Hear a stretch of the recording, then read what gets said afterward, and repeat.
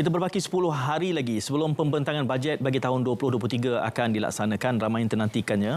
Mungkin ada yang cuba membacakan pengertian politik di sebaliknya. Tetapi bicara naratif pada malam ini ingin meluruskan pandangan rakyat umum khususnya tentang kepentingan bajet ini. Tentunya kita juga seringkali diwar-warkan tentang keutamaan hala tuju ekonomi menerusi kerangka yang lebih luas. Selalu saja disebut sebagai RMK. Tetapi kali ini dalam kepentingan bajet ini adalah bagaimana ia mengurus cabaran-cabaran secara tahunan. Dan hari ini kita akan cuba mencermati apakah keutamaan dan apakah cabaran yang telah pun cuba ditangani di sepanjang setahun yang lalu melalui bajet 22, sementara kita menantikan pembentangan bajet 23 ataupun belanjawan 2023 yang akan dibentangkan pada 7 Oktober. Untuk tujuan perbincangan pada malam ini, kami bawakan pengarah belanjawan negara, Datuk Syahrul Anwar bin Sarman sendiri berada di studio. Assalamualaikum, Datuk. Assalamualaikum. Datuk boleh tidur ke waktu-waktu macam ni? InsyaAllah. Lagi 10 hari ni, Datuk. Apa yang berlaku dalam 10 hari ni, Datuk, sebelum bajet ni? Kalau dilihat, ini dah tempoh yang terakhir dah. Okay. Kita dah hampir ke muncak untuk kita sampai kepada hari pembentangan bajet pada minggu hadapan. Kebanyakan daripada pegawai dah boleh menumpukan sepenuhnya lah untuk kita merumuskan apa yang akan bakal dibentangkan di Dewan Rakyat pada 7 hari bulan nanti. Okey. Tapi dalam 10 hari ini ada kemungkinan berubah lagi beberapa intipati bajet? Sehingga ke masa yang terakhir, hari-hari jam terakhir masih boleh berubah, masih merumus okey, untuk dapatkan yang terbaik lah. Okey, saya boleh bayangkan tekanannya. Saya cuma boleh mengucapkan selamat maju jaya lah kepada Datuk dan pasukan untuk mengendalikan. Saya kira ini juga satu taklif rabani, satu tanggungjawab murni, tanggungjawab keagamaan juga untuk memastikan bahawa segala kekayaan dan khazanah negara ini akan dapat ditadbir urus dengan baik. Tetapi kita juga tahu bahawa bajet untuk tahun ini adalah merupakan langkah-langkah awal pasca pandemik 22, dan itu merupakan bajet paling besar dalam sejarah negara kita untuk kita menangani cabaran-cabaran yang ada itu. Bagaimana Datuk melihat ke belakang secara retrospektif pencapaian kita bagi mencapai matlamat bajet 22 itu, Datuk? Okey. Terima kasih kepada Tuan Syed. Saya juga mengambil kesempatan mengucapkan penghargaan kepada pihak RTM yang banyak membantu dalam usaha untuk kita menyampaikan maklumat-maklumat yang tepat kepada rakyat. Seperti mana yang telah Tuan Syed maklumkan, tempoh setahun ni kita berhadapan dengan pelbagai cabaran. Jika kita imbas, kita bermula dengan situasi yang mana kita berhadapan dengan COVID-19. Yeah.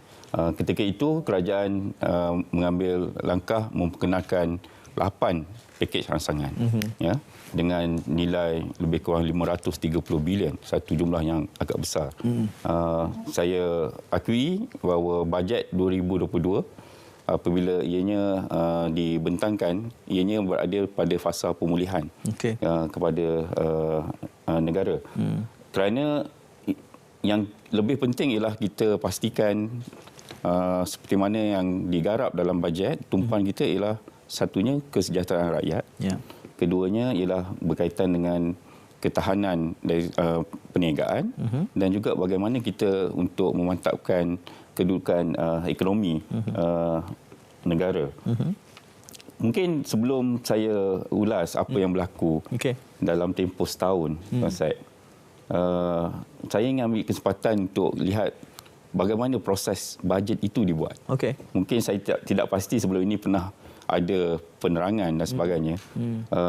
Umum mungkin mengetahui bahawa secara kebiasaan bajet negara kita akan bentangkan sekitar bulan Oktober. Ada ketika dulu kita pernah bentang pada bulan September. Ada juga bulan November. Tapi secara umum biasanya kita akan bentangkan pada bulan Oktober. Dan dilihat seperti proses itu hanya berlaku di penghujung. Seperti mana Tuan Syed nyatakan tadi, tempoh 10 hari inikah yang kita bertungkus lumus untuk kita merumuskan apa yang akan dibentangkan. Tetapi proses bajet secara umum kita bermula macam tahun 2023 ini, kalau saya boleh nyatakan, sejak awal bulan Mac kita sudah bermula. Ya, di mana kita akan mengadakan engagement ataupun libat urus dengan semua peringkat, semua pihak-pihak yang berkepentingan.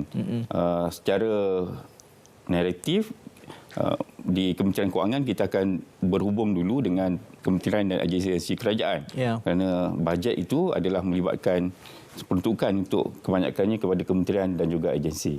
So jadinya proses itu berterusan. Selepas kita selesai dengan kementerian, biasanya kalau di jabatan saya atau bahagian saya ni, kita panggil pejabat belanjawan negara. Kita ada pegawai-pegawai yang kita panggil bro. Bro, okey. Bro. And then abro. Bro ni budget relation officer. Ini menjadi sebagai jambatan lah antara kementerian dan Kementerian Kewangan, yang mana pegawai ini yang akan secara langsungnya berhubung dengan kementerian untuk mengenal pasti dan memahami apakah fungsi objektif setiap kementerian, apa keperluan, dan itunya lah yang akan dibawa. Dan pegawai-pegawai ini biasanya sekitar bulan bulan Mei akan mula melakukan libat urus yang intensif dengan kementerian masing-masing. Kerana mereka yang akan menjadi suara untuk bawa ke Kementerian Kewangan, berapa untuk tahun itu, peruntukan yang perlu disediakan dan sebagainya. Datuk ada sebut ABRO tadi? Bro dan ABRO? Yes. ABRO ni assistant. So jadi dia dah tak berpasang lah tu, Bro dan ABRO ni. Bro dan ABRO. So hanya di bahagian belanjawan negara kita ada. Itu yang istilah yang mungkin agak ranggi tu Datuk, Bro. Tapi tak jugalah, sebab ada kalanya kalau tak kenal gaya, kementerian pun kadang-kadang orang kata gigil juga dengan klien lah, dengan bro. InsyaAllah. Tapi apa yang penting ialah saya sebutkan tadi proses itu, dan kemudiannya kita akan ada sesi kontrasesi yang mana kita berjumpa dengan pihak-pihak, dan di pihak kementerian Menteri Perikanan akan turun ke bawah untuk jelajah di semua negeri, dan kita menjumpa setiap lapisan kumpulan-kumpulan tertentu untuk kita dapatkan pandangan. Dan proses itu berterusan sehingga kinilah. Sehinggalah pada Tuan Syed kata walaupun 10 hari terakhir, adakah ianya berhenti? Tidak. Kita masih juga terus menerima untuk kita dapatkan pandangan supaya bajet yang kita sediakan ini akan nampak seperti satu bajet yang menyeluruh untuk kita manfaatkan kepada semua kumpulan yang kita telah tentukan. Bajet pada 2022, kalau kita balik kepada soalan asal, masa itu tumpuan kita kepada rakyat, kesejahteraan rakyat, ketahanan ekonomi, dari segi perniagaan, dan juga dari segi kemantapan ekonomi, untuk kemantapan ekonomi. Itu 3 fokus yang kita tumpukan, dan semua inisiatif bajet yang kita sediakan menumpukan kepada 3 sektor ini. Sebab itu kalau tahun ini kita akan insya-Allah dibentangkan pada 7 Oktober yang kita akan bentangkan. Kita telah melalui lebih kurang 190 sesi libat urus. Semasa Kementerian Kewangan menganjurkan majlis konsultasi bajet, kita menerima sekitar 242 memorandum berkaitan dengan bajet.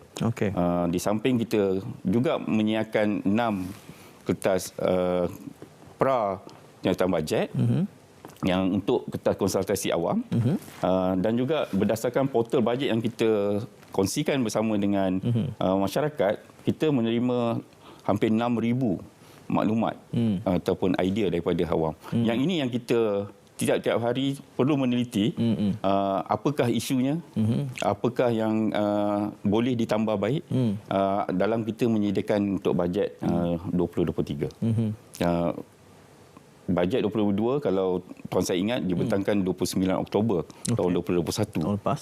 Dengan tema Keluarga Malaysia Makmur Sejahtera. So jadinya bila kita sentuh berkaitan dengan 3 aspek, itulah tumpuan kita, dan insya-Allah dalam bajet 2023, 3 tumpuan ini jugalah yang kita akan terus berikan. Datuk, saya nak tanya sikit apabila disebut soal pra-kenyataan ini. Apa fungsi pra-kenyataan ini? Untuk preview awal? Ianya memberikan gambaran kepada umum dari segi beberapa aspek yang akan kita sentuh, dan untuk kita dapatkan pandangan awal, di mana masyarakat akan mengetahui di mana ada tuju yang kita akan berikan kepada bajet 2023. Dia seperti menyediakan kerangka untuk orang memberikan saranan, begitu. Selalunya pra-kenyataan ini akan keluar bila? Kita dah keluarkan 6 setakat ini. Okey. Daripada Berfasa. awal berfasa untuk kita lihat feedback yang kita boleh terima daripada masyarakat. Okey. Datuk disebutkan tadi soal 3 tiang seri saya sebut, tiga fokus utama, soal kesejahteraan rakyat, ketahanan perniagaan dan kemantapan ekonomi. Antara aspek-aspek ini mungkin dalam bajet yang lalu ini, yang mana yang kita anggap paling berjaya, paling berkesan, with flying colours lah kalau ada daripada kacamata pengarah belanjawan. Tuan Syed, kalau saya boleh tambah sedikit lah dari segi apa yang sama ada kita menilai pencapaian bajet 2022. Saya rasa banyak angka yang telah dikeluarkan oleh pihak kerajaan maupun bila segolongan masyarakat berbicara mengenai pencapaian bajet. Kalau saya boleh kongsikan antara pencapaian yang pertamanya, kita lihat bila kita sebut bajet ni kita tak boleh lari daripada angka. Mungkin ianya mudah difahami ataupun ianya mungkin hanya segelintir yang mungkin faham akan istilah itu. Kita akan sebut mengenai dari segi KDNK negara. Ya, kalau kita lihat suku keempat pada tahun 2021, kita punya KDNK berada pada 3.6%. Ya. Tetapi pada suku pertama, KDNK kita positif bertambah baik pada kadar 5%. Dan terkini yang telah diumumkan baru ini, suku kedua kita mencapai 8.9%. Ini menunjukkan kita berada dalam tempoh pemulihan di landasan yang betul. Ya, kita berada pada trend yang menaik. Keduanya, kita lihat dari segi angka berkaitan dengan pengangguran. Ya, untuk tempoh selama 12 bulan, kadar pengangguran kita bagi bulan Julai tahun 2022 telah menurun kepada 3.7% berbanding lebih kurang 5.3% pada bulan Mei tahun 2020. Yang maksudnya kalau 3.7% ni dalam istilah ekonominya, kita telah berada pada tahap guna tenaga yang penuh. Tetapi yang ini beri saya mungkin untuk ni sebab di luar sana masih ada isu yang kita perlu selesaikan. Dan ketiga, pengeluaran industri juga angkanya cukup baik, 12.5% untuk Julai 2022. Untuk jualan bagi sektor pembuatan juga naik 23.8%. Jualan borong, angka-angka ini menunjukkan angka-angka yang positif. Yang memberikan kita gambaran bahawa kita apa-apa yang kita sedang laksanakan ini, kita berada pada landasan yang penuh. Dan yang terakhir mungkin kalau saya boleh sentuh ialah industri pelancongan. Kalau Tuan Syed, kita tidak maklum ketika pandemik dahulu, ini adalah industri yang paling akhir untuk kita kira bangkit semula. Tetapi kini kita lihat kadar penghunian meningkat lebih 50%. Di mana-mana sekarang pun kalau kita cuba untuk buat tempahan agak sukar. Maksudnya telah ada peningkatan dari segi sektor pelancongan ini, di mana kita lihat kedatangan pelancong juga telah melebihi 1 juta orang sejak kita buka persempadanan ekonomi. Sebab itu saya nyatakan bahawa secara umum kita boleh kata ini yang untuk kita mudah ambil berkaitan dengan bajet 2022. Pertama, Tuan Syed nyatakan ini adalah bajet yang terbesar. Kita sediakan 332 bilion untuk tahun 2022. Itu satu komitmen kerajaan untuk membantu terus pemulihan ekonomi negara. Ya. Dan keduanya, kita ada bantuan keluarga Malaysia. Ini juga antara yang kita sediakan cukup besar untuk memberi manfaat khususnya kepada B40. Bantuan keluarga Malaysia melibatkan 8.7 juta penerima dengan peruntukan 8 bilion. Ini tidak pernah kita sediakan sebelum ini. Ini satu angka yang cukup besar. Dan ketiganya ialah bagaimana kita melaksanakan inisiatif bajet dari segi kita menyediakan jaminan pekerjaan. Dalam bajet 2022 kita sebut sasaran kewujudan pekerjaan sebanyak 600,000 ya, untuk kita pastikan bahawa dengan peruntukan 4.8 bilion. Ini semua merangkumi 3 daya tahan tadi yang kita sebut untuk rakyat, untuk perniagaan dan juga untuk ekonomi. Ya, Datuk, kita memahami bahawa bajet 22 itu peruntukan terbesar disebabkan oleh realiti cabaran yang ada. Dari kacamata politik populis ni dia akan tunjukkan bahawa peningkatan itu berterusan. Tapi apakah itu boleh menjadi strategi yang baik bagi 23? Adakah terus mengembangkan berdasarkan kepada keperluan itu? Berarti apakah ia tenable? Apakah ia jadi sesuatu budgeting yang sustainable, yang mapan untuk kita teruskan? Akan dijawab bersama soalan tadi disebut tentang kerjaya. Itu kita akan teruskan bersama Pengarah Belanjawan Negara kembalinya kita dari berjeda seketika.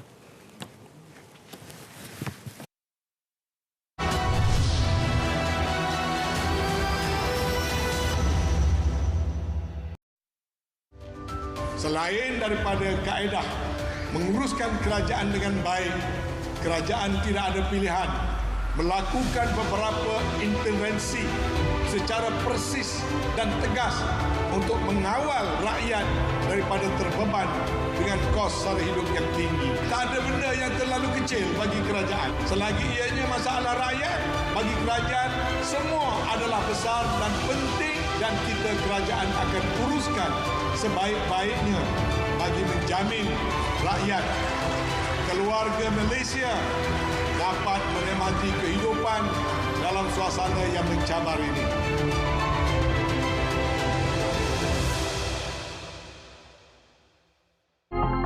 Cadangan bersifat kepentingan kumpulan, puak, IMO, kita anggapkan sebagai pandangan peribadi.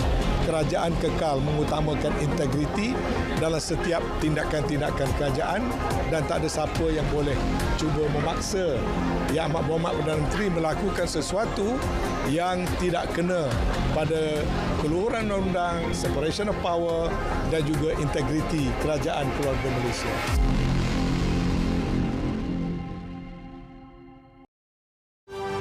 Bantuan khas keuangan bagi tahun 2023 dibayar kepada anggota perkhidmatan awam grade 56 ke bawah berjumlah RM700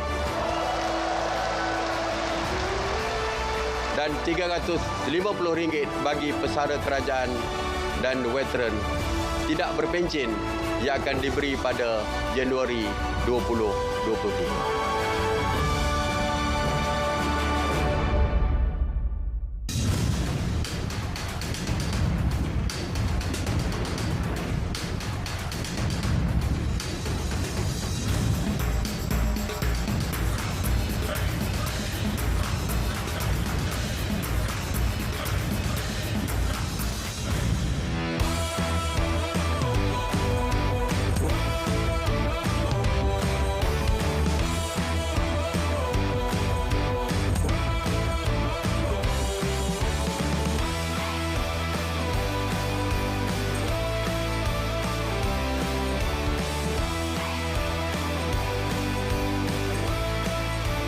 76 tahun menjadi platform utama dalam kuasa viral TV dan radio.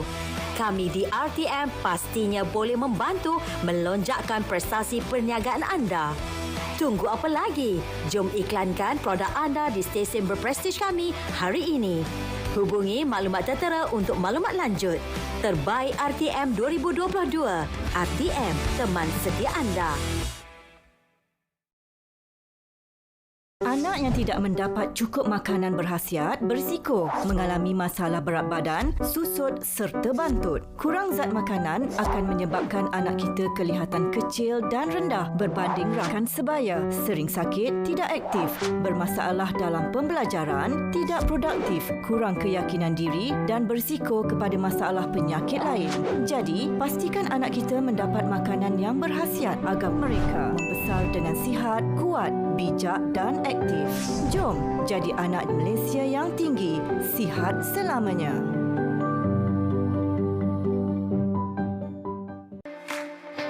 Amalan menderma darah mampu memupuk nilai murni dan tanggungjawab dalam diri sendiri serta masyarakat. Dengan menderma darah, ia memberikan sinar kepada mereka yang memerlukan.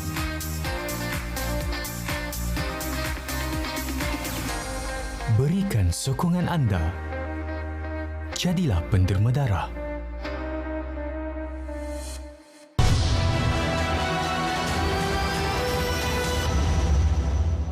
Putrajaya dan bantuan kewangan SME. Terlalu mudah dan ringkas.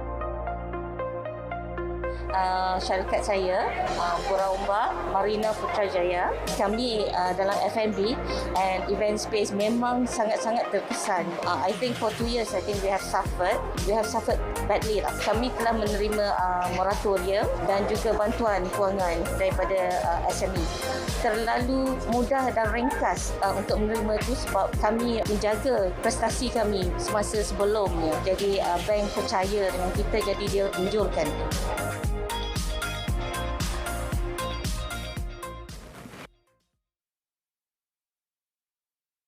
Tentunya bila bercakap soal bajet ini, ia memberi pengertian yang berbeza. Khalayak yang berniaga, rakyat awam. Penjawat awam dia tunggu ujung-ujung sebab bonus selalu di ujung je. Penjawat awam ni saya tengok itu dia punya trend dia. Tetapi kepada peniaga tentu ingin melihat bagaimana insentif ini boleh dimanfaatkan untuk revive, untuk mengembalikan semula kedinamikan perniagaan masing-masing. Saya bersama pengarah belanjawan negara. 10 hari lagi kita akan menerima pembentangan ataupun melihat pembentangan bajet, iaitu Datuk Syahrul Anwar bin Sarman. Hari-hari yang sangat sibuk saya pasti 10 hari ini, kerana saya dapat gambaran tadi sehingga ke hari-hari jam-jam terakhir boleh saja berubah lagi, melihat kepada elemen-elemen mutakhir yang masih dicuplik, yang masih dikumpul, masih dihimpunkan. Sebelum kita terus kepada isu yang berkait tentang kerja, saya ada sebutkan sikit tadi, saya gantung satu soalan, Datuk, kerana kita tahu bajet 22 itu bajet terbesar bagi memenuhi keperluan ketika itu. Kita nak hidupkan balik ekonomi selepas PKP yang panjang. Bolehkah kita mengekalkan momentum sentiasa besar bajet ini? Okey. Datuk. Terima kasih Tuan Syed.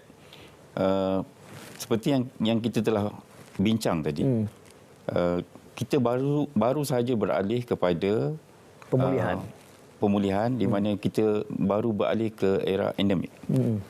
Apabila kita menyediakan satu bajet yang besar untuk tahun 2022, kerana ketika itu kita perlu menyokong kepada 3 siang seri yang Tuan Syed maklumkan tadi. Dan kita dapati bahawa ketiga-tiga tiang seri ini masih perlu diperkukuhkan. Sama ada kita akan menyediakan satu bajet yang sama atau yang besar, akan melihat kepada keperluan untuk sejauh mana kita hadapan, dan kita pasti pada tahun depan cabarannya mungkin berbeza. Saya tak menjawab tadi bila Tuan Syed sebut antara aspek mana yang paling berjaya, yang mana dikatakan berjaya. Tetapi kalau saya balik kepada 3 tiang seri, kita kena pastikan bahawa ketiga-tiga ini perlu berada keseimbangannya sama. Kita tak boleh kata bahawa kita akan di samping kita beri ketumpuan yang penuh kepada kesejahteraan rakyat, kedaya tahan perniagaan juga penting, dan juga kedudukan ekonomi negara juga penting untuk mendukung secara keseluruhan. Sebab itu antara yang mungkin dilihat sebagai satu kejayaan kepada pihak kerajaan ialah dalam usaha kita memastikan kelangsungan hidup rakyat dengan kita mengekalkan elemen pekerjaan itu. Kalau Tuan Syed boleh melihat mungkin pihak rakyat kita, satunya kita sediakan bantuan keluarga Malaysia yang secara besar tumpuannya kepada golongan B40. Kita juga memperkenalkan program subsidi upah. Semasa kita lancarkan pakej Prihatin, kita sediakan bantuan kewangan yang kita bayar kepada majikan untuk pastikan dia kekalkan pekerja. Saya masih ingat. Dan ini kebanyakannya kepada PKS ataupun pekerja-pekerja yang bergaji RM4,000 ke bawah. So kerajaan menyediakan subsidi lebih kurang 1,200 untuk tempoh 3 bulan untuk pastikan bahawa pekerja-pekerja ini boleh dikekalkan dalam kita sedang mengharungi tempoh pemulihan tersebut. Kemudiannya dalam bila kita umumkan pula di bawah pakej penjana, kita sambung lagi 3 bulan. So secara keseluruhan 6 bulan tempoh untuk kita sediakan peluang pekerjaan itu. Dalam bajet kemudiannya kita perkenalkan pula program subsidi upah 5.0 ataupun biasanya kita sebut PSU lah, di mana tumpuannya kepada industri pelancongan. Kita sebut tadi industri pelancongan adalah industri terakhir yang kita cuba bantu untuk kita pulihkan, untuk kita bagi, dan sehingga Ogos, kalau saya lihat data yang saya ada ni, kita telah membelanjakan sekitar 221 juta yang kita bayar untuk kepada lebih kurang 8,000 majikan, dan ianya mampu ataupun berjaya mengekalkan hampir 125,000 pekerja. Okey. Kita mungkin nampak lihat 125,000 itu individu. Tetapi kalau katakan individu ini berkeluarga, maksudnya ramai yang sebenarnya kita cuba bantu. Saya bayangkan begini, Dato'. Bila kita berdepan dengan realiti PKP, ekonomi menguncup. Jadi dengan belanjawan yang terbesar dalam sejarah pada tahun lalu untuk tahun ini, seperti yang Datuk gambarkan, kejayaannya adalah meredam tekanan ini di peringkat rakyat, di peringkat akar umbi. Jadi saya kira kita harus berterima kasih di atas usaha itu. Dan saya gambarkan juga tadi, bajet ini beri makna yang berbeza kepada khalayak berbeza. Rakyat, dia lihat bagaimana ini boleh membantu dia mengurangkan tekanan. BKM 3. Fasa 3 baru saja ini antara benda yang dekat dengan saya tengok dekat posting media sosial saya, ramai yang mula bertanyakan itu, tapi baru saja di disbursement dilakukan. Ini melibatkan berapa ramai, berapa jumlah ni untuk BKM fasa 3 ni? Ini bayaran fasa 3 dan juga kalau saya boleh tambah ialah rayuan BKM. Okey. Kerana rayuan ini mereka juga yang kita merayu buat pembayarannya. Kalau dilihat di bawah fasa 3 ini kita telah mulakan pembayaran ataupun kita kredit kepada akaun penerima bermula pada 20 September hinggalah ke 27 hari ini. Okey. Dalam tempoh itu kita buat secara berperingkat. Sebelum saya hadir tadi Tuan Syed, saya sempatlah semak sekejap dari segi peratusan tu, dan saya dimaklumkan dari segi hampir 95%. Okey. Penerima-penerima yang patut menerima bayaran BKM untuk fasa 3 ini telah menerima dalam akaun masing-masing. 5% ni seperti umum kita tahu, sebab bayaran BKM ni kita kreditkan terus kepada akaun. Tetapi ada juga segelintir yang mana masih kita buat secara tunai, terutama yang berada di pendalaman. Masyarakat orang asli, golongan warga tua, warga emas yang mana kita masih meneruskan pembayaran secara tunai ini. Saya peringkat yang ini kita akan buat secara berterusan sehingga 31 Disember. Biasanya mereka akan membuat penebusan di Bank Simpanan Nasional. Tetapi yang betul-betul di pendalaman macam di Sabah, di Sarawak, kita ada program yang mana pegawai-pegawai kita dengan bantuan daripada kerajaan negeri, lembaga hasil dan juga pembenaran di Sabah dan Sarawak membantu untuk turun sehingga ke tempat-tempat yang mana itu untuk kita berikan program pemberian secara tunai. Secara keseluruhan, kita untuk fasa 3 ini kita telah pembayaran yang telah dibuat ialah lebih kurang 2.2 bilion untuk 8.7 juta penerima. Yang ini melibatkan kategori yang biasa dalam struktur BKM itu, isi rumah, warga emas, bujang, tiada pasangan dan juga bujang. Dan seperti yang saya kata, elemen untuk fasa 3 ni ada elemen rayuan. Kita menerima hampir 200,000 rayuan. Dan pada untuk fasa 3 ni sebanyak 80,000 telah diluluskan. Siapa yang dibenarkan merayu ini? Ini yang mana pada fasa pertama dan kedua yang masih memohon, tetapi telah tidak diluluskan, dan kita telah buka tempoh untuk rayuan bagi tujuan fasa 3, di mana 80,000 telah mendapat kelulusan, di mana 80,000 ini akan mendapat bayaran yang pada fasa pertama, fasa kedua dan fasa ketiga. So dia boleh mencecah hingga lebih kurang 2,000 keseluruhan bayaran untuk tempoh tersebut, di mana penerima-penerima ini maksudnya selain daripada yang biasa, maksudnya kalau bayaran fasa 3 ni lebih kurang sekitar RM900, tapi untuk penerima BKM yang termasuk rayuan, dia akan dapat keseluruhan lah daripada fasa pertama, fasa kedua dan ketiga. Datuk banyak bercakap tadi soal di peringkat awal kejayaannya adalah untuk meredam tekanan daripada COVID sebagai tindak balas daripada tekanan ekonomi yang menguncup di era COVID. Dan ada satu yang menarik untuk kita ulas ini adalah soal inisiatif jamin kerja. Kerana itu penting apabila ramai yang tadi pelancongan hampir runtuh sepenuhnya. Jadi ini kita akan tangani selepas kita berehat terlebih dahulu. Kita berjeda seketika.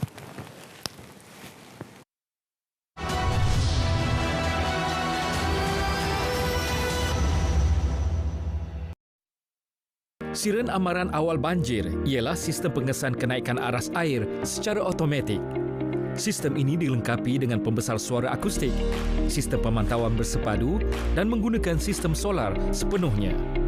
Selain itu, ia juga berupaya memberi arahan daripada pusat ramalan dan amaran banjir negara ke stesen siren dengan kaedah voice activation. Keupayaan bunyi siren ini boleh menjangkaui 1 hingga 2 km bergantung kepada keadaan topografi setempat dan terdapat 2 jenis siren. Pertama, bunyi siren amaran.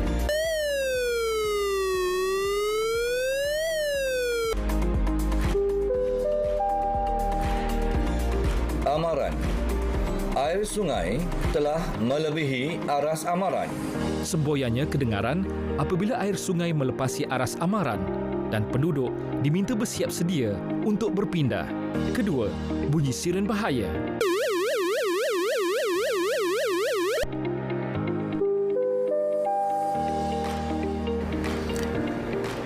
Bahaya. Air sungai telah melebihi aras bahaya. Ia diaktifkan setelah air sungai melepasi aras bahaya dan penduduk diminta untuk berpindah serta-merta. Sistem siren amaran awal banjir memberi manfaat kepada masyarakat untuk bersiap siaga menghadapi bencana banjir.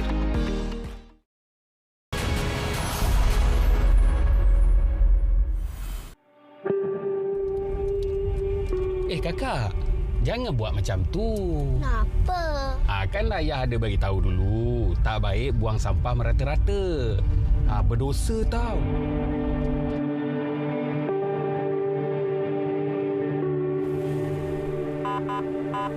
Kena dah.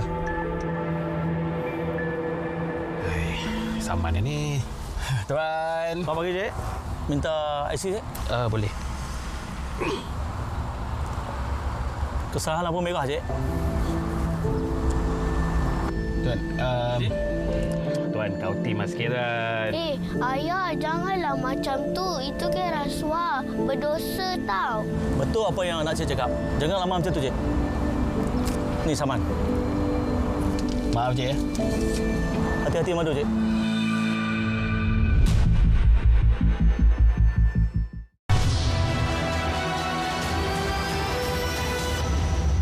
Dengan menyertai skim penempatan dan latihan ini, saya dapat melihat hala tuju yang lebih jelas dan bermakna. Nama saya Scott Raj Gopal. Proses pembelajaran telah berubah secara sepenuhnya dan dilaksanakan secara online. Saya mula rasa risau sama ada saya dapat menamatkan pengajian saya dalam tempoh yang ditetapkan ataupun tidak. Bantuan yang sangat berguna bagi seseorang macam saya ialah inisiatif yang dapat memberi saya nilai tambah dan dapat meningkatkan kemahiran insaniah sebagai persediaan untuk saya ceburi bidang yang saya minati. Untuk bersedia menghadapi sebarang kemungkinan pada masa akan datang, kita perlu peka dan rebut peluang yang disediakan oleh kerajaan. Melalui skim ini juga, saya mendapat sijil pengiktirafan Deep Learning Engineer yang membuka jalan untuk peluang pekerjaan yang lebih luas. Terima kasih Perdana Menteri Malaysia dan Menteri Sumber Manusia untuk inisiatif penjana HRDF ini kerana telah banyak membantu graduan seperti saya.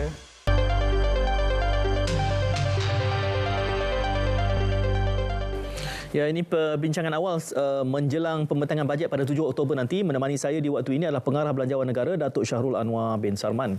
Berkebetulan saya baru je sebut soal jamin kerja ni sebab ketika mana pandemik itu kita tahu realitinya. Dan masih bahkan sampai sekarang masih ramai lagi yang terjejas, belum ada jaminan. Ini kita belum sentuh underemployment. Kita sebut unemployment. Underemployment ini satu perdebatan yang lain pula. Jamin kerja ni selepas dilaksanakan, jadi bagaimana pencapaiannya? Apa yang boleh kita kongsikan, Datuk? Antara inisiatif utama saya sebutkan awal tadi ialah usaha kita untuk mengekalkan ataupun dengan sasaran mewujudkan lebih kurang 600,000 peluang pekerjaan. Ya, kita menyediakan pertukaran di dalam bajet 2022 sebanyak 4.8 bilion. Itu jamin kerja. Di masa yang sama dalam konteks tiang seri kedua untuk ketahanan daya tahan perniagaan, kita juga ada program yang kita panggil Semarak Niaga. Di mana kerajaan menyediakan pembiayaan dan jaminan bernilai lebih 40 bilion untuk membantu pemulihan dan membina semula kapasiti daya saing perniagaan. Sehingga kini kalau dilihat dari segi statistik yang kita ada, berdasarkan daripada program jamin atau inisiatif jamin kerja keluarga Malaysia, lebih kurang 150,000 rakyat telah kita bantu untuk mendapatkan pekerjaan, di mana sementara bagi program Semangat Niaga pula kita telah memberikan manfaat lebih kurang 33,000 perniagaan.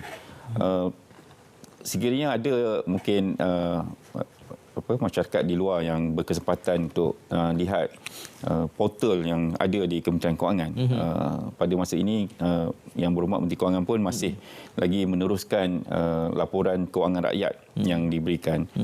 Dan satu menarik kalau kita lihat portal ini hanya contoh. Saya dapat lihat contohnya kejayaan seorang pengusaha Tuan Syed Muhammad Khalid. Beliau merupakan pemilik perniagaan Nurtitah Enterprise. Ini berkaitan dengan perniagaan keropok lekor yang terletak di Hulu Selangor. Telah berkecimpung hampir 14 tahun dan terjejas semasa tempoh pandemik. Ada juga Puan Siti Suraya yang di Kampung Setia Kelang. Beliau merupakan pengasas menghasilkan produk-produk berasaskan rozal. Mereka ini antara pengusaha yang mendapat manfaat daripada inisiatif yang Semarak Niaga, di mana mereka mampu bertahan dan bangkit semula, mengembangkan perniagaan mereka. Maka pencapaian-pencapaian seperti ini, seperti Tuan Syed maklumkan, kita sedar, kerajaan cukup yakin walaupun kita telah membantu seramai yang kita mampu, di luar sana masih ada yang masih memerlukan inisiatif ini untuk diteruskan. Dan sesuatu yang kita memberikan pertimbangan penuh apabila kita membentangkan bajet 2023 kelak, bahawa inisiatif yang baik ini InsyaAllah akan diteruskan. Ya, apabila Datuk menyebut itu sudah pun memberikan gambaran macam akan diteruskan. Akan ada pasal susulan. Datuk dah senyum itu. Datuk belum boleh umumkan secara rasmi sebab 7 Oktober itu kita nantikan. Tapi itu sudah gambarannya. Cuma Datuk, saya tanya sedikit tentang 150,000 pekerjaan yang ditawarkan itu. Kedudukannya apa? Tetap, kontrak? Ianya pelbagai.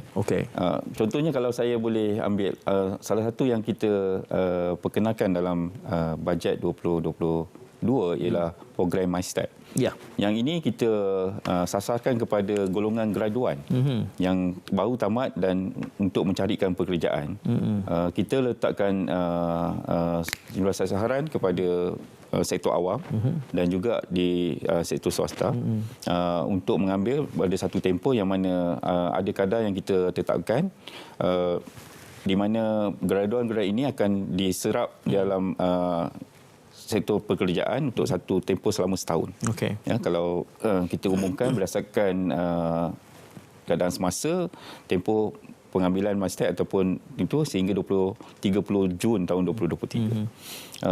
Sekurang-kurangnya kita menyerap golongan ini untuk terus mendapatkan, dan maklum-malas yang kita terima, walaupun itu satu tempoh singkat, ada juga syarikat ataupun yang terus mengambil secara tetap kerana performance graduan ini terus diserap dalam pasaran. Ini hanya tempoh peralihan dan di masa yang sama mereka juga boleh terus untuk mendapatkan pekerjaan yang lebih bersesuaian dengan kelayakan masing-masing.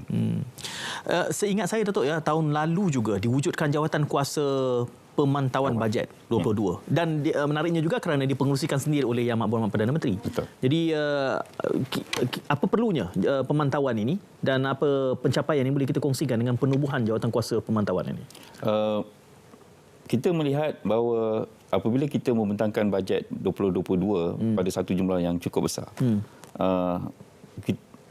kesediaan untuk Yang Berhormat Perdana Menteri sendiri mempengerusikan jawatan kuasa pemantauan menggambarkan komitmen bahawa kita adalah cukup serius untuk memastikan semua inisiatif bajet ini dapat dipantau dan juga dilihat dari segi progresnya itu seperti mana yang dirancang. Kita ada dua dari segi jawatan kuasa ini. Pertama, jawatan kuasa induk yang mana ianya dipengerusikan jawatan induk pemantauan bajet 2022 yang dipengerusikan sendiri oleh Yang Berhormat Perdana Menteri, di mana peranan ialah untuk kita pantau pelaksanaan, kita tetapkan hala tuju dan kita lihat apakah keputusan-keputusan ataupun penyesuaian yang diperlukan ke atas pelaksanaan inisiatif bajet 2022. Di sebalik jawatankuasa induk, kita juga ada jawatankuasa teknikal. Yang ini dipenguruskan sendiri oleh Yang Berhormat Menteri Kewangan. Dan kedua-dua jawatankuasa ini bermesyuarat secara berkala. Di sini yang kita akan lihat, kalau sekiranya ada isu, ada dasar, dan kita mendapatkan keputusan secara terus daripada jawatankuasa untuk memastikan inisiatif itu tidak terhenti. Maksudnya kita akan buat penyesuaian dan kita akan olah supaya semua isu yang kita boleh selesaikan akan diputuskan di peringkat kedua-dua jawatankuasa ini. Dan intervensi yang kita buat inilah yang akan memastikan pelaksanaan semua inisiatif dapat dipantau secara terus oleh peringkat tertinggi dalam negara. Saya boleh bayangkan banyak sangat intervensi, banyak yang perlu dilakukan. Kita pun ada jawatankuasa jihad inflasi. Ini semua antara bentuk intervensi yang perlu bagi kita menangani di peringkat akar umbi. Cuba menyelami apakah cabaran-cabarannya. Nanti kita akan kembali bersama Pengarah Belanjawan Negara Datuk Syahrul Anwar untuk melihat dan mempelajari apakah lesson learned daripada bajet tahun lalu. Teruskan kesan anda.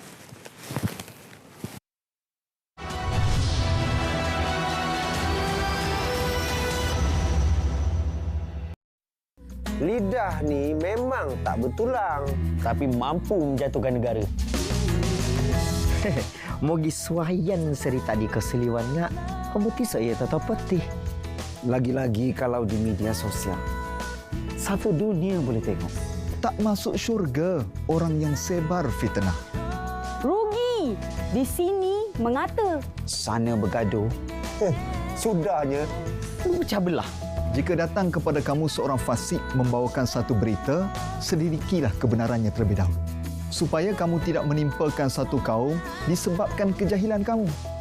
Inikah yang kita nak wariskan kepada generasi kita? Di dalam betul tak? Cukup-cukuplah tu. Demi anak-anak. Demi keluarga.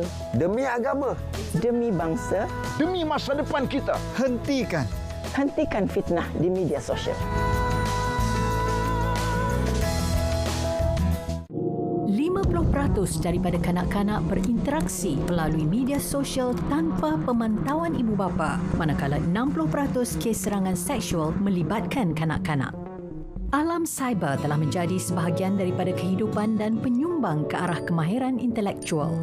Dengan teknologi yang sentiasa berevolusi, dunia dalam talian kini boleh diakses pada bila-bila masa melalui peranti elektronik. Sebagai ibu bapa, anda perlu sedar bahawa anak anda boleh terdedah dengan ancaman seperti buli cyber, seksual, menjadi ketagihan internet, terlibat dengan permainan dalam talian yang melampau serta ke arah penipuan dalam talian atau scam. Jadilah ibu bapa yang hebat di alam cyber, proaktif, mendidik, bersahabat, mengawal selia dan memimpin mereka. Sentiasa bijak, sentiasa selamat bersama ke arah kesejahteraan cyber.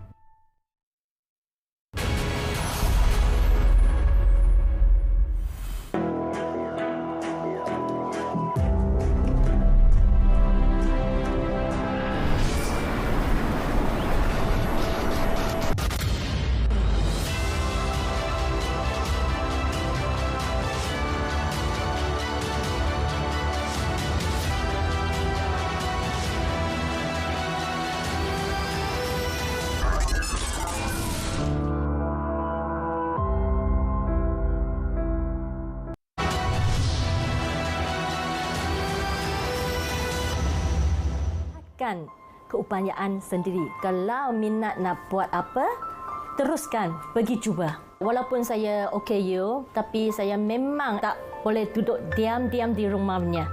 Sebelum PKP, saya mengajar berenang. Saya mesti nak cari peluang lain. Saya tak boleh limitkan saya punya keupayaan hanya mengajar berenang. Mungkin saya ada kemahiran yang lain, saya nak belajar. Saya bina kawan, share dengan saya, penjana HRDF ada banyak kursus. Mungkin make up sesuai untuk OKU. Macam saya tak pernah menceburi dalam bidang persolekan. Tetapi selepas saya ambil kursus dalam penjana HRDF, saya sudah ada asas. Terima kasih kerajaan untuk peluang ini.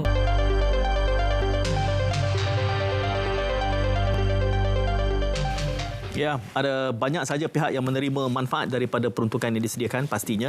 Namun cabaran kita juga kompleks kerana ya keperluan masyarakat pelbagai. Saya boleh bayangkan cabarannya kerana bila Datuk kata di awal tadi ada berapa 6,000 respon balas. Saya boleh bayangkan wah, cuma saya tak balas itu. Saya tak termasuk dalam 6,000 tu Datuk. Kalau saya tambah tu akan menambah lagi pening Datuk agaknya. Tapi mengambil kira keperluan rakyat yang pelbagai ini di pejabat belanjawan negara, apa cabarannya untuk menentukan keutamaan yang kelihatannya sangat dinamik dan berubah di sepanjang tempoh setahun itu?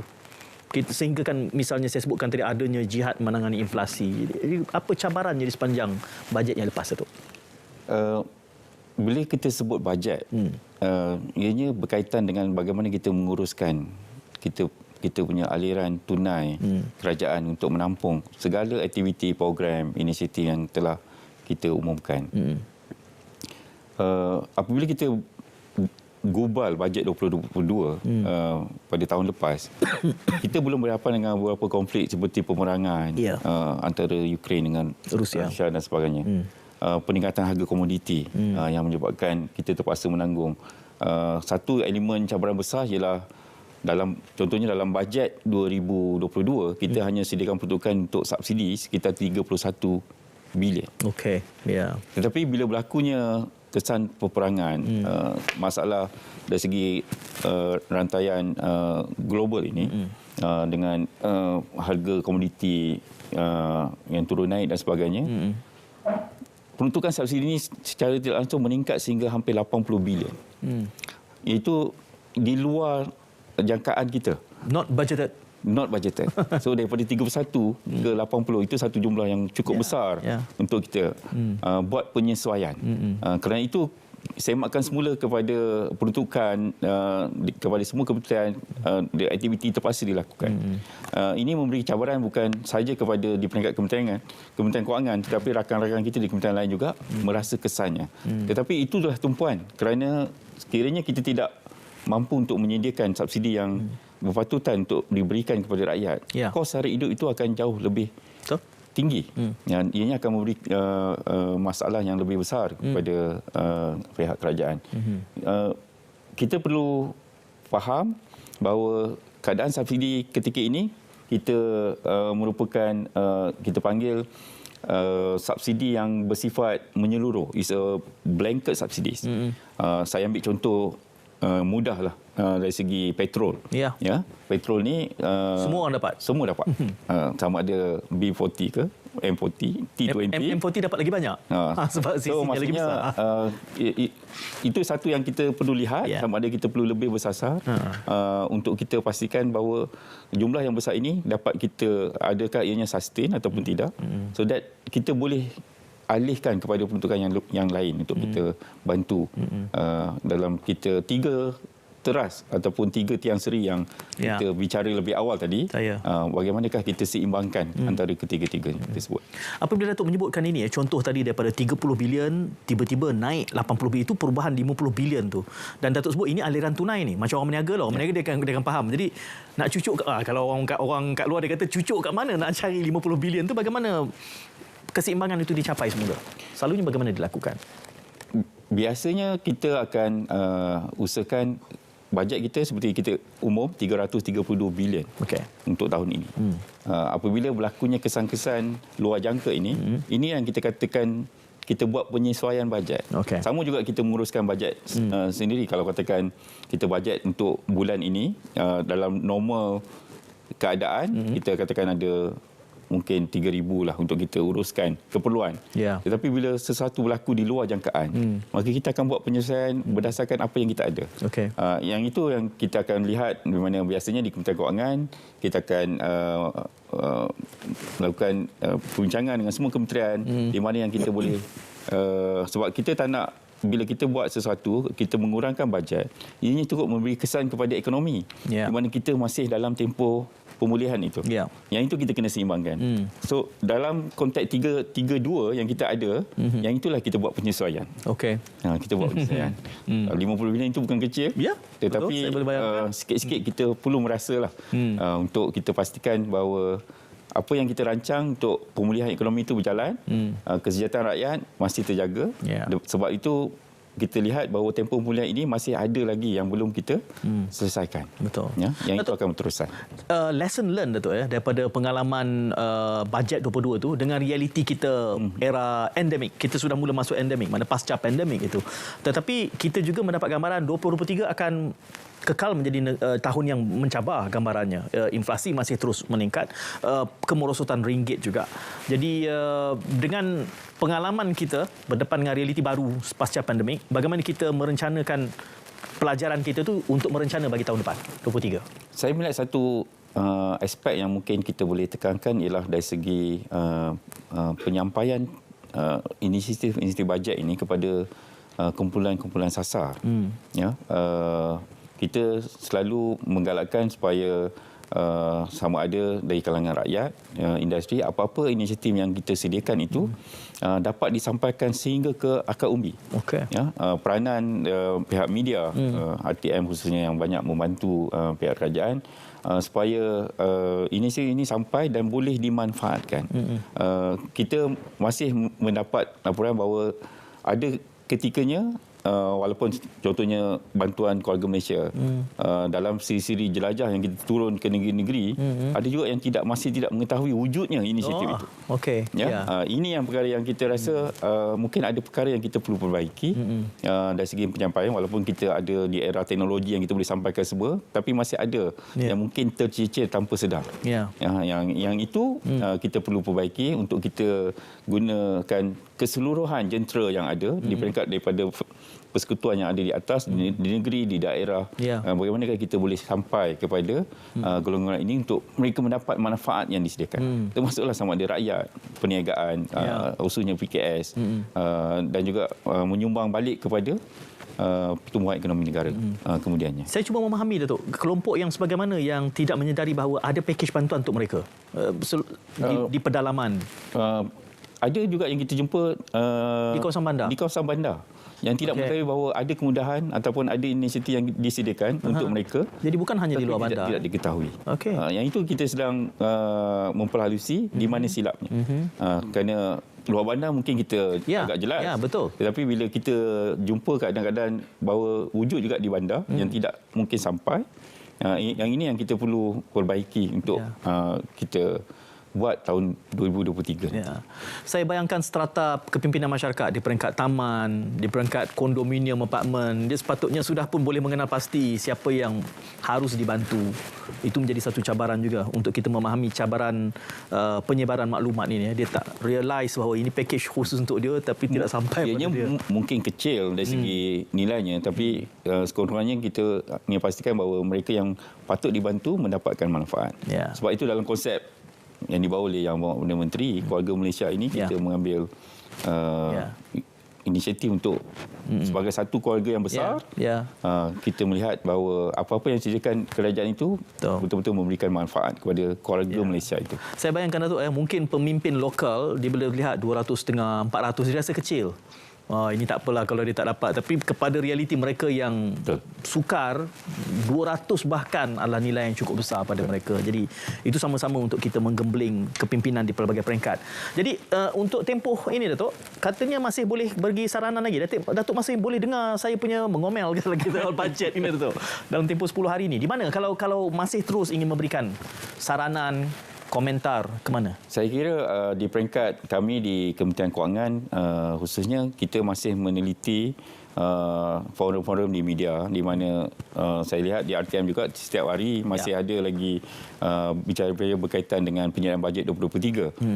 Seperti yang kata, kita dah memang ada struktur yang mana kita mendapatkan maklum balas secara terus daripada golongan, dan bila kita menyediakan portal khusus untuk bajet juga, sebenarnya ini kita menerima beribu maklum balas yang mana semuanya diteliti secara terperinci untuk kita garapkan penggubalan bajet 2023 dalam tempoh 10 hari ini. Masih ada ruang di mana contohnya melalui media, melalui kita masih menerima email dan sebagainya, dan kita akan ambil kira sehingga ke masa yang terdekat lah untuk kita rumus dan kita simpulkan. Datuk masih dengar masih kita dengar. Tak boleh menutup secara terus untuk kita ni, kerana mungkin esok lusa ada isu berbeza yang perlu kita tangani, yang boleh kita masukkan dalam bajet untuk kita simpulkan. Ya. Kita wawarkan semula Datuk pembentangan bajet tahun ini pada 7 Oktober. Kami nantikan di RTM pukul berapa nanti? Bajet 2023 di Dewan Rakyat pada 7 Oktober 2023 pada jam 4 petang. Akan disampaikan seperti biasalah, insyaAllah oleh Yang Berhormat Menteri Kewangan. Baik. Itu temu janji kita pembentangan bajet untuk tahun ini dan ada beberapa indikasi di sepanjang perbincangan tadi, walaupun saya tahu Datuk tak boleh nak disclose, mewar-warkan lebih awal, tetapi ada beberapa petunjuk daripada pengarah belanjawan. Terima kasih kepada Datuk Syarul Anwar Sarman menemani kita selama 1 jam dan kita nantikan pembentangannya nanti. Pastinya kami di RTM juga akan terus mewar-warkan perkembangannya pra-bajet, pembentangan, pasca bajet. Teruskan kesihatan anda. Jumpa lagi. Assalamualaikum.